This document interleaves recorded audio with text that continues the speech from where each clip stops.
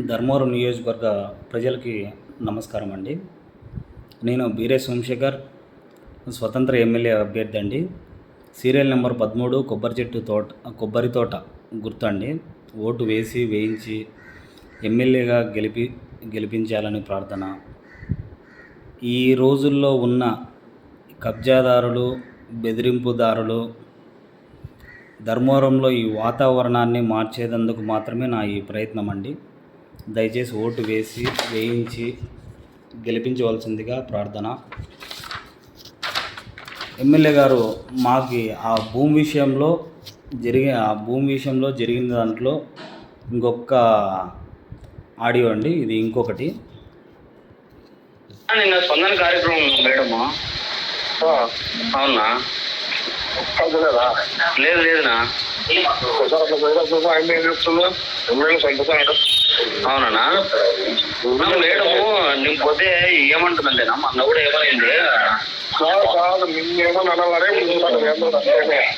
అవునా? సరేనా, అయితే నేను పోతాలేనా? ఫోన్లేనా మేడం? నీకు సతాయి లేక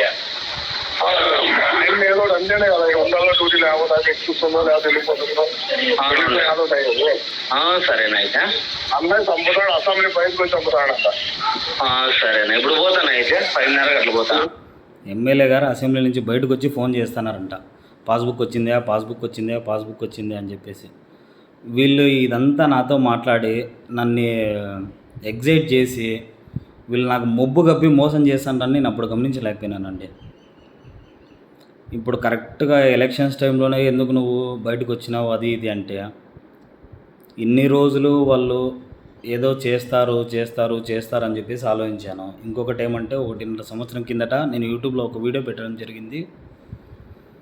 వాళ్ళు దౌర్జన్యంగా నన్ను ఇబ్బంది పెట్టినప్పటికీ నేను వీడియో పెట్టాను. ఎవరైనా సరే డాక్యుమెంట్ల గురించి మాట్లాడగలిగే వాళ్ళు వచ్చి కూర్చొని మాట్లాడచ్చు.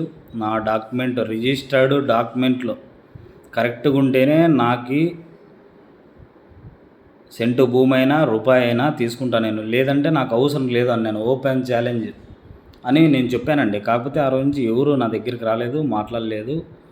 ఇంకా నేను నా బాధ తట్టుకోలేక, వ్యక్తపరచలేక ఇన్ని రోజులు కృషించిపోయి ఈ అవకాశాన్ని నేను తీసుకొని, కేతిరెడ్డి ఎమ్మెల్యే గారు ధర్మవరం నియోజకవర్గంలో ఓడిపోవాలండి. ఎమ్మెల్యేగా ఇంకోసారి ఆయనకి నా వస్తే మాత్రం చాలా ఇబ్బంది పడతారు. చాలా మంది జనాలు చాలా వరకు ఇబ్బంది పడతారండి. Thank you. నమస్కారం.